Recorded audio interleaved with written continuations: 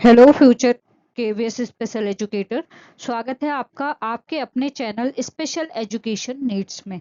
दोस्तों जरा इमेजिन कीजिए, आप कार चला रहे हैं, अचानक से सामने बहुत घना कोहरा आ जाए। क्या होगा? आपकी स्पीड कम हो जाएगी, है ना? आप चीज़ों को ठीक से देख नहीं पाएंगे और आपको अपनी मंजिल तक पहुंचने में नॉर्मल से ज़्यादा टाइम लगेगा। आपकी ड्राइविंग स्किल्स में कोई कमी नहीं है, बस क्या है, देखने की जो स्थिति है वो आपकी बदल गई। ठीक है। फिल्म काबिल आपने देखी होगी। ऋतिक रोशन का कैरेक्टर याद है? वो देख नहीं सकते थे, लेकिन इसका मतलब ये नहीं था कि वो कुछ कर नहीं सकते थे। उन्होंने अपनी बाकी सेंसेस, उनकी जो सेंसेस थी, उसका यूज करके वो सब किया जो एक नॉर्मल इंसान कर सकता था। ठीक है। एग्जाम में और असल जिंदगी में विजुअल इम्पेयरमेंट यानी दृष्टिबाधिता को समझने का यही सबसे सही नजरिया है। आज की क्लास में हम इसी टॉपिक को डिकोड करेंगे। इसकी परिभाषा से लेकर, विजुअल इम्पेयरमेंट की परिभाषा से लेकर, इसमें जितने भी पॉइंट हैं उन सभी पॉइंट को एक एक करके हम डिकोड करेंगे। तो कॉपी पेन निकाल लीजिए और चलिए शुरू करते हैं। तो सबसे पहले हम ये समझ लेते हैं कि परिभाषा है क्या। इसमें जो परिभाषा लिखी है वो देख लेते हैं।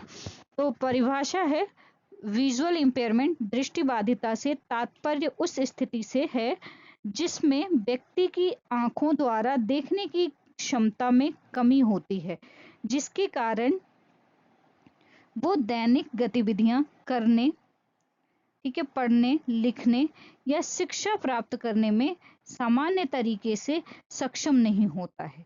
ठीक है। तो अगर हम इसको सिंपल शब्दों में समझें तो विजुअल इम्पेयरमेंट से तात्पर्य क्या है, उस स्थिति से है जिसमें व्यक्ति के आंखों द्वारा देखने की क्षमता में कमी होती है। ध्यान दीजिए, मैंने कहा कि पूरी तरह से खत्म नहीं होता। इसके कारण क्या होता है, व्यक्ति की जो दैनिक गतिविधियां हैं, ठीक है, व्यक्ति की जो दैनिक गतिविधियां हैं वो प्रभावित होती है, यानी डेली एक्टिविटीज प्रभावित होती हैं। पढ़ने की, लिखने या शिक्षा प्राप्त करने का जो सामान्य तरीका होता है उसमें सक्षम नहीं हो पाते हैं। तो अगर इसे बिल्कुल सरल शब्दों में कहें तो जब किसी व्यक्ति की आंखों में किसी कारणवश कमी आ जाती है तो वो सामान्य रूप से देख नहीं पाता, और उसी को क्या बोलते हैं, उसी को बोलते हैं विजुअल इम्पेयरमेंट। ठीक है, यानी वीआई बोलते हैं। क्लियर है? बहुत ही सिंपल है ना। अब आते हैं उन मुख्य बिंदुओं पर जहां से केबीएस या फिर किसी भी स्पेशल एजुकेशन के एग्जाम में सीधे क्वेश्चन उठते हैं। तो यहाँ पर एक चीज है कि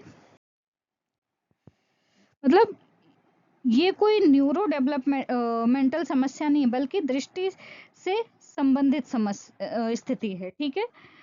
इसको मार्क कर लीजिए, ये दिमाग की बीमारी नहीं है, ये सिर्फ दृष्टि से संबंधित स्थिति है। ठीक है। अब ये कब हो सकती है अगर हम उसकी बात करें तो इसमें ये जन्म से हो सकती है, ठीक है, या किसी दुर्घटना, बीमारी, पोषण की कमी, आंखों के संक्रमण या बढ़ने के कारण हो सकती है। ठीक है। आंखों के संक्रमण या उम्र बढ़ने के कारण हो सकती है। ठीक है, क्लियर है। अब इसमें जो दृष्टि की रेंज होती है वो हम देख ले, तो दृष्टि की कमी जो होती है हल्की, यानी लो विजन से लेकर पूर्ण अंधत्व यानी कि ब्लाइंडनेस, जिनको बिल्कुल नहीं दिखता है, तक हो सकती है। उसके अलावा अगर हम इसमें बात करें इसका असर कहाँ होता है, तो इसमें व्यक्ति की शिक्षा, गतिशीलता यानी मूवमेंट, सोशल बिहेवियर यानी सामाजिक व्यवहार और स्वावलंबन पर प्रभाव पड़ता है। ठीक है, यानी उसका जो इंडिपेंडेंस होता है उस पर प्रभाव पड़ता है। यहाँ तक क्लियर हो गया? मतलब अगर बच्चे को बोर्ड का नहीं दिख रहा है तो वो चुपचाप पीछे बैठेगा, उसका कॉन्फिडेंस गिरेगा। एज अ टीचर या एज अ स्पेशल एजुकेटर हमें यही तो रोकना है ना। अब आते हैं हमारे वीडियो का सबसे इम्पोर्टेंट पार्ट क्या है, तो डब्ल्यू एच ओ ने यानी वर्ल्ड हेल्थ ऑर्गेनाइजेशन ने इसको 3 पार्ट्स में बांटा है। तो सबसे पहले है सामान्य दृष्टि। यहाँ पर सामान्य दृष्टि की अगर हम बात करें, यानी कि नॉर्मल विजन, ठीक है, तो ये है 6/18 से लेके 6/6 के बीच होती है, यानी आप बिल्कुल परफेक्ट देख सकते हैं। दूसरा जो है कम दृष्टि, यानी लो विजन। लो विजन जो है 6/18 से लेके 3/60 तक होती है, मतलब चश्मा या लेंस लगाने के बाद भी दृष्टि पूरी तरह से ठीक नहीं होती, लेकिन काम चल जाता है। ठीक है, उसके बाद आता है ब्लाइंडनेस, यानी कि अंधत्व, या हम बोल सकते हैं विजुअल इम्पेयरमेंट। ठीक है, जब विजन इसमें 3/60 से कम हो जाता है, कितना, 3/60 से कम हो जाता है, तो उसे कानूनी रूप से ब्लाइंडनेस की श्रेणी में रखा जाता है। ये डेटा है, पहला क्या है 6/16 और 6/18, उसके बाद 3/60। ठीक है, 6/18, 3/60 सीधा एमसीक्यू में पूछा जाता है, तो इसे अपने नोट्स में जरूर हाईलाइट करें। ये जो डेटा है आपके लिए बहुत ही ज्यादा इम्पोर्टेंट है। ठीक है, अब आते हैं, चलिए देख लेते हैं इसके जो कारण हैं वो क्या हो सकते हैं। ठीक है, कारण क्या है, कारण की अगर हम बात करें तो इसमें कुछ मुख्य 5 कारण दिए गए हैं। तो सबसे पहला कारण जो है जन्मजात कारण। ठीक है, जन्मजात कारण मतलब कुछ बच्चों में ये जन्म से ही होता है, जेनेटिक कारणों से। दूसरा जो है आंखों की बीमारियां, यानी कि जैसे मोतियाबिंद या ग्लूकोमा। तीसरा जो है दुर्घटना या चोट लगना, दुर्घटना या चोट लगना।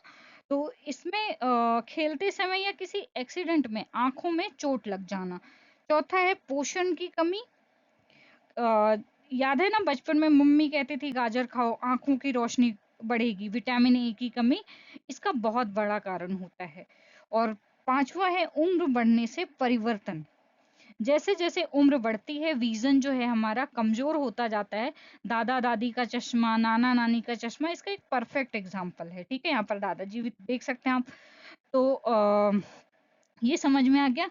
अब देख लेते हैं इसका महत्व और प्रभाव। ठीक है, तो यहाँ पर इसके इसका जो प्रभाव है पढ़ने लिखने, चलने फिरने और दैनिक जीवन की गतिविधियों में कठिनाई।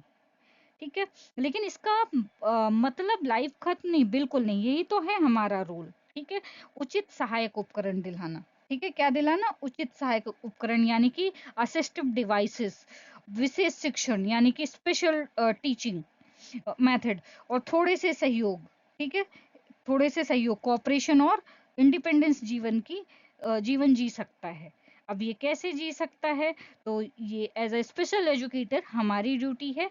तो अगर इस चार्ट का सार निकालें, विजुअल इंपेयरमेंट वो स्थिति है जिसमें व्यक्ति की देखने की क्षमता किसी भी कारण से कम हो जाती है, वो सामान्य रूप से देखने में सक्षम नहीं रहता है।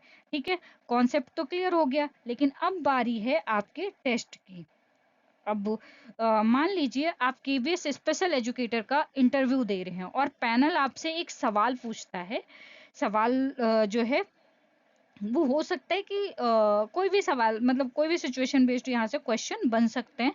तो सवाल हो सकता है कि मान लीजिए आपके रेगुलर क्लास में एक बच्चा आता है जिसे लो विजन है। ठीक है, आप उसे स्पेशल स्कूल में भेजने के बजाय अपनी ही इंक्लूसिव क्लास में उसे पढ़ाने के लिए तुरंत क्या 3 बड़े बदलाव करेंगे।